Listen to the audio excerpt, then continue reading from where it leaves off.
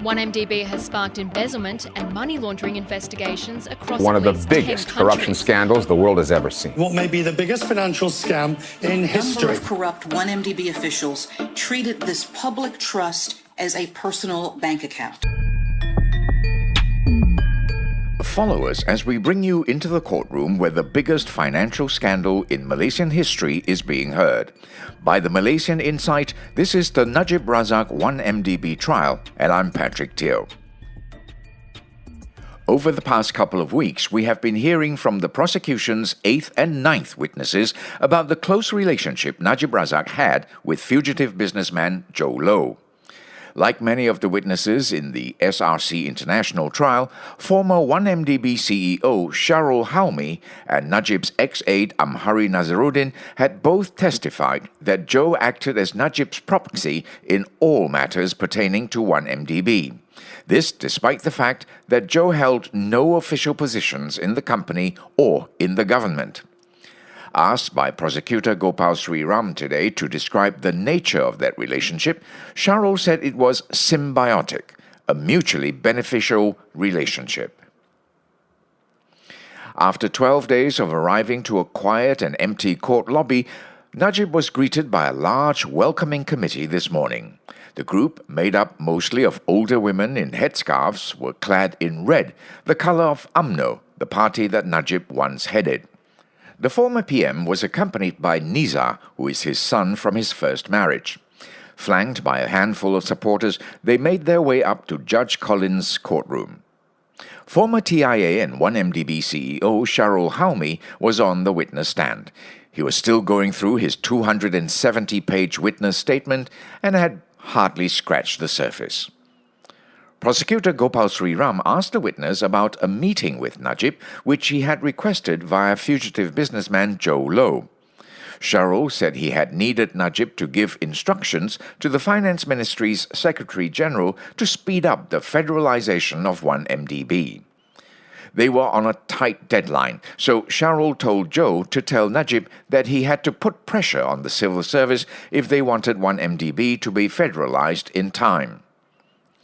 On September 25, 2009, TIA officially changed its name to 1MDB. And as we heard yesterday, the company is wholly owned by the Government of Malaysia, and all its shares were owned by the Minister of Finance Incorporated, or MOF Inc., and MOF Inc. was under the purview of Najib. What this meant was Najib had full control of 1MDB, as head of the government at the time, as finance minister, and as chairman of the company's advisory board. Najib had given 1MDB's board of directors the power to approve large transactions, but Shahrol said the former PM still had the ultimate authority. Ever since the 1MDB scandal came to light, Shahrol believes that Najib gave power to the board to protect himself from any allegation of money laundering. The reason the witness thought this was because 2 days after the board was given authority to approve large transactions, a sum of $1 billion was invested in PetroSaudi International. PetroSaudi is a company owned by Prince Turki of Saudi Arabia and Tariq Obaid. The son of the late King Abdullah, Prince Turki has since been charged with corruption in his own country. Obaid, who holds dual citizenship in Saudi and Switzerland, has been investigated by the Swiss authorities.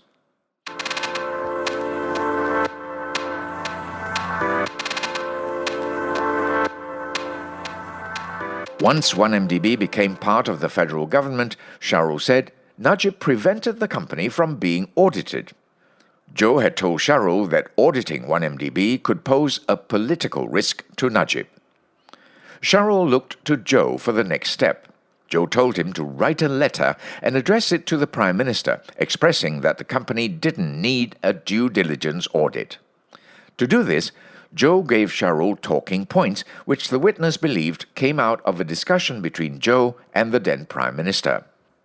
The letter was sent to Najib, the 1MDB Director, Chairman, and the Auditor General. Shahrol said that based on what he knows now, he believes that this was done to hide Najib's misappropriation of the 5 billion ringgit bonds raised for TIA. Eventually, Ernst & Young were appointed auditors for 1MDB. They were tasked with auditing the company and submitting a report to MOF Inc. Prosecutor Gopal Sri Ram then circled back to the 5 billion ringgit in bonds that was raised for TIA through Islamic bonds. The witness said that the $1 billion was used for a joint venture with PetroSaudi. We'll refer to this as the JV company. At that time, $1 billion would amount to about 3.4 billion ringgit. Of this $1 billion, $300 million was funneled to the JV company. The remaining $700 million was transferred to PetroSaudi's subsidiary Good Star Limited. We now know that Good Star belonged to Jho Low. What would you say was Najib and Jho Low's relationship? Sri Ram asked. It was symbiotic, Shahrol replied.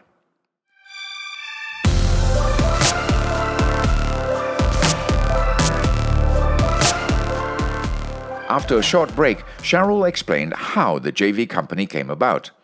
In July of 2009, Najib met with King Abdullah to discuss government-to-government initiatives. A month later, Najib and King Abdullah's son, Prince Turki, holidayed together on a yacht in the south of France. That's where they came up with the idea for a joint venture. They agreed that $2.5 billion will be poured into a JV. 1MDB was to inject $1 billion while PetroSaudi would invest $1.5 billion. Shahrol said Jho had stressed the importance of the JV and the witness took it upon himself to execute it properly as it was a matter of national interest involving an intergovernment initiative. He also understood that it was a mandate from Najib. All the documents that he had received did not show anything to the contrary, he said. That's why he didn't check with Najib. Remember when Najib called Jho to speak with 1MDB chairman Baki Saleh? Najib had told Baki over the phone to expedite the JV as the heads of both governments had already agreed. Eventually, the JV was signed on September 28, 2009, just 1 month after Najib's yacht getaway with Prince Turki. Shahrol said that since he did not have a banking background, he let Casey Tang handle the setting up of the JV company. Casey was 1MDB's business development director. With Jho's help, Casey prepared the JV framework. 10 days before the JV was signed, Casey and PetroSaudi lawyers incorporated the company, now named 1MDB PetroSaudi Limited, in the British Virgin Islands. Shahrol said he did not know why they chose to incorporate it there, but he did not suspect anything at the time. Simultaneously, a joint bank account was opened in BSI and Shahrol was made an authorized signatory. 1MDB appointed an asset valuator, one Edward L. Morse, to evaluate PetroSaudi's oil fields in Argentina and Turkmenistan. The assets were valued at more than $1.5 billion. But, and here's a big but, this was a paper valuation, meaning no one actually went and checked the oil fields. Nevertheless, the paper valuation seemed to satisfy 1MDB's board. They gave the approval for the $1 billion to be transferred to the JV account at BSI through Deutsche Bank Malaysia. The additional $700 million that was transferred to Good Star was done under the guise of a loan which Shahrol said he had no idea about, as it was never brought up when the JV agreement was being negotiated. Shahrol thought this was weird. Jho then explained to him that it was a loan because PetroSaudi had injected more than the $1.5 billion that was agreed upon.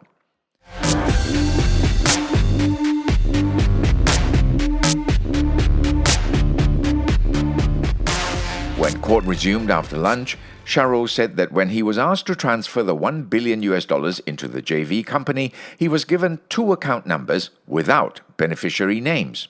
The accounts were in JP Morgan and RBS courts. Shahrol said that when Baki found out what he had done, the latter was furious.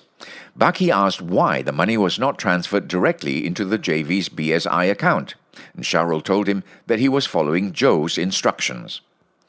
Unhappy with Shahrol's explanation, Baki asked him to recover the $700 million as it did not go into the right account. Baki resigned in October 2009. This was, the witness said, presumably because he was displeased with the way the JV was handled. So, in an attempt to recover the money, Shahrol and Casey went to London to meet Tariq and PetroSaudi director Patrick Mahoney. Tariq and Patrick said no. They said returning the money would amount to a breach of contract, as it had been placed as an asset in the JV company. Since they were not able to recover the money, 1MDB's lawyers issued a letter to say that the $700 million to Goodstar was legal and that it did not affect 1MDB's 40% stake in the JV company.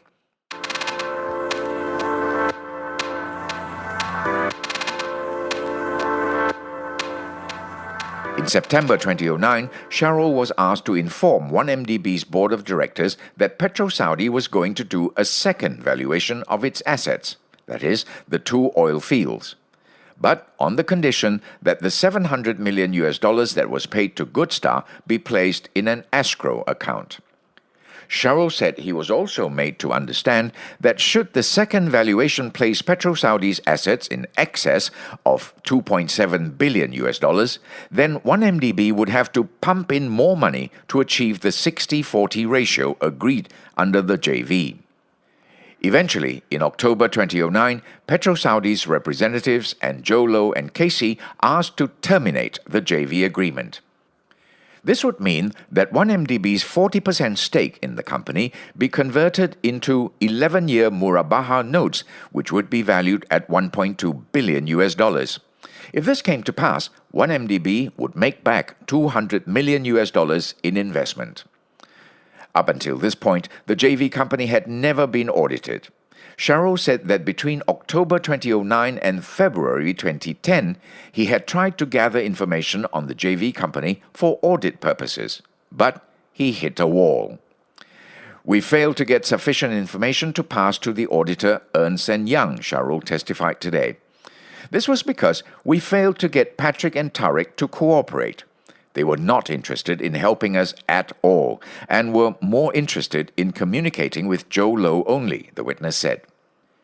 Despite the rough start to the JV company, 1 year later, on July 2010, 1MDB agreed to pump in another $1 billion into the 1MDB PetroSaudi joint venture, with Najib's blessings. And with that, court concluded for the day. This podcast was brought to you by the Malaysian Insight. The team behind the Najib Razak 1MDB podcast are Revati Supramaniam, Yap Pek Kwan, Yvonne Lim, and Ravin Palanisamy. Noel Acharyam and Beat Hong provided additional reporting. And I'm Patrick Teo.